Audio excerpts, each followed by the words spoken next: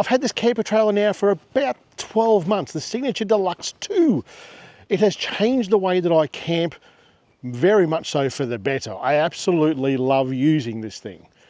But it has not been all beer and skittles. There are some things with this that I find absolutely infuriating, and some other things that I have had to, let's just say, hide the defects in this trailer. You may remember when I purchased this, I was looking for something small, something that can follow the Cruiser wherever I can take the Cruiser. And because this type of trailer, the Expedition type of trailer, it sits in the same wheel ruts as the Cruiser. It goes everywhere the Cruiser goes. I'm very happy with where I can take this.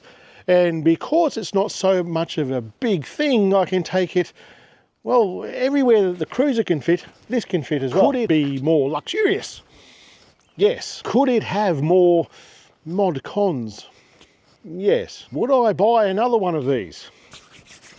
Not sure. Signature has got, well, there's a model after this, the Toy Tough, or TF1, and there's a new one that they've brought out as well. It's not cheap, it's quite expensive, but I hope that the things that I have found wrong with this, I hope that they have alleviated it in the latest model, because I know that some of the faults that I'll show you on this, they didn't even fix it for the second model. If you're looking to purchase this type of camper trailer, it doesn't have to be a Signature one, just one that looks like from about, well, there down is basically a tradies trailer that's fitted out for camping, then a cage on top, and then a rooftop tent on top of that, and most of them have an awning off to one side, or both sides, all round. They're all the Expedition type of trailer. I think that they are very malleable to what you want to do as a camper. You can put whatever rooftop tent you want on there. You are not dictated to by the weight of it that you would be when you put on top of a car. So you could put a bigger rooftop tent onto a trailer without affecting, well, what it does when you put it on a car. That centre of gravity thing I'm talking about. In fact, this one here, this is a 23-0 Sabre, I think it's called. It's pitch black, it's nice and dark. But it got me thinking more recently, should I change this to a different one? This is a great tent for a car because it's nice and narrow, and I'm not really stuck with that for the trailer. I could make it a little bit higher, in which case I could put a thicker mattress in there, make it just that bit more comfortable. I can get pretty comfortable in there, but it takes a little bit of work. Same thing goes with the awning. Put whatever awning you want on there. They're very customizable to what you want. And I've actually done a few things on here that I think they probably should have done at the factory with this type of trailer. I've done a few things to this. One of them is lithium. I've put lithium battery in there, just the King's ones, and it works perfectly fine. What doesn't work fine is the battery monitor that's inbuilt with one of these. So if you're buying a camper trailer that's not already installed with lithium, chances are the battery monitor is not going to work when you put lithium in there. So I've had to put a battery monitor in there. I've put this shelf in here. This shelf here, I got this idea from some guys when I went to the Signature Camper Trailer meetup. This is just a big void in here. And what this is designed to do is put a kayak through the middle here. So you could take the front and back doors off and put a kayak through the middle here. I'm not really into that sort of thing, but you fit out, you fill this with all your other camping gear, tables, solar panels, chairs, those sorts of things. And you're basically throwing everything on top of each other. But when I saw these guys up at that meetup, one of them had, I think maybe both of them had this shelf set up in here, and it was such a good idea, I thought, because then I can put in my table up the top there, maybe the Osprey thing, the grid that I use for camping or for cooking, put that up the top there, put my chair underneath there. I can pull the chair out without pulling everything else out. And up the front, you put the solar panels. It just gives you a little bit more flexibility and ease of use when this shelf is in there. And that led me to a bit of a problem that I found as soon as I started installing this. You see, these days I don't care how good your manufacturing is, how good your assembly line is, everybody has a bad day. It just happens. Where the critical part is, and if you're buying a bit of kit like this, especially if you're buying something new, because when you're buying something secondhand like I have, well, you can't really get around it. It is what it is, it's done. But what I'm talking about here is the quality control, the people who are checking things over as you build them. Because this particular trailer, they might have been having a bad day on the day they checked this out. How I've actually built this shelf is just out of this aluminium section here you can get from old Bunno's. There's like 1.8 meters. I think they cost like 30 bucks a pop.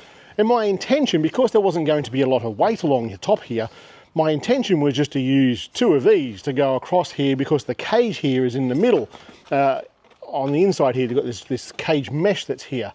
And my idea was just to put 2 of these across here each side, and then put a bit of plywood on top. And that would have been all well and good and dandy, but one of them's on upside down. So when I put this through, it sits on an angle like this, because one set of cage mesh is upside down. Like, what the hell? For many people, this would not be an issue. It's only that I found it when I've installed this on there and it hasn't worked. And you might think you're being a bit picky. But if you're buying this thing brand new, these brand new with everything on it, like take the tent and everything off, it's like 25 to 30 grand to buy one of these. If you were buying something new for 25 to 30 grand and you went along and saw it, would you be happy that they've screwed up something that's just so damn obvious? I would not. If you were buying a new car, a new trailer, anything like that, and you're paying that much money for it, you would expect that the things like that would be right. I would anyway. In the case of this, what I've had to do is had to go get another couple of pieces of that section and just do some uprights there. You can see there, so there's uprights across. I'm just not using the cage. The only thing I'm using the cage for is some zip ties there to hold it in place forward and back. There's not a lot of weight that goes onto this. There's just the blow mold table and the Osprey camp grid. So there's not a lot of weight on there. So it's no big deal. I've got that little bit of plywood, marine ply on top there.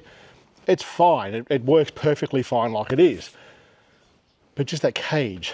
There was something else though that happened that was significant, and it pissed me off. Right here, I've installed an Anderson plug outlet so that I could just plug the solar into this and not have to run anything else anywhere. It wasn't installed on this vehicle, on this trailer. That's fine. But the reason I put it there is because I had this piece of paint about that big just chip off down to bare metal. And it was a little crack, just like what's happening right there. I'll show you that in a second. So I've had to sand that right back and back to the metal and put some primer on and put some paint on there. You can't really tell now that it's been done, but it shouldn't happen.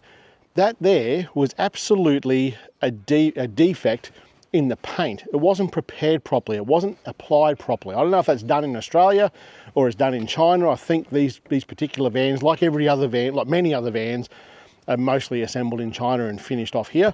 It could have been something over there, but for something that costs as much money as that, you would expect the paint to be good. But when I look through different Reddit groups and stuff, it appears that a lot of campers that come from China have paint problems. Well, no, I shouldn't say that. A lot of campers have paint problems, even the ones that are built here. This leads me on to another point here that is actually a design fault on this model and on the TF1 model. And that is this crack that's here, just there. And it's on both sides. That one right there, and on the other side of the camper, it's there as well. Let me show you what I mean. It's a bit smaller on this side. Just there is where it is. And this is actually, as it turns out, a known problem with this particular trailer. I saw a guy at the same meetup, and he had a TF1, had the same problem. He reported it to, and also there is a Facebook group for these trailers, for signature trailers, and there's actually a couple of posts on there as well. So it's a known problem, that little crack there. And what it is, as I understand it, is there is something flexible on the chassis. This thing goes off-road, but not crazy off-road. It's not flexing that badly. In fact, one of the guys, he does mostly on-road stuff and still had the crack. So this is absolutely a design fault on this, from my understanding. And he got his fix, and it cost him, I think it was either $1,000 or $1,500, something like that. I had to weld something into the chassis. Next time I see him, I'm going to have a look or get some photos and possibly do it to this. I asked the guys from Signature at that event about it, and they went, oh yeah, we can strengthen your chassis. It's going to cost you, I think it was $1,500. I might be wrong in that, but it was somewhere up around there. And I thought, well, it's a design fault. Should I be even paying for that? I don't know. It just left a sour taste in my mouth. Get that things go wrong. I get that production stuff, building product, things can go wrong. But that quality control, I think on this particular van, this particular trailer, was a little bit let down. Some of the other things that I've done with this, I've put Raptor coating across the mud guards here because the stone chips were just getting out of control. This stone reflector here, this is what I would refer to as a psychological stone reflector. It makes you feel good, but it doesn't actually stop the stones. It makes you feel good in your head. Look, I'm not bagging the trailer. I absolutely love using this thing.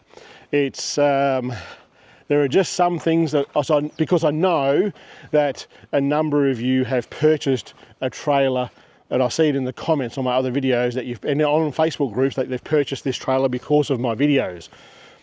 I'm not having too much of a go at this thing, don't get me wrong, but I do want to be 100% transparent in what I have found going on with this trailer. You know, it's a few years old now. I get that things are going to go that little bit wrong with it. There's things like this door doesn't quite measure up now. It's kind of a bit of a twist in it. I've tried to adjust the hinges and stuff. I just cannot get it to be dead flat anymore. Nothing's happened to the trailer. It's just happened over time. Other thing that I have done to this is replace the tyres.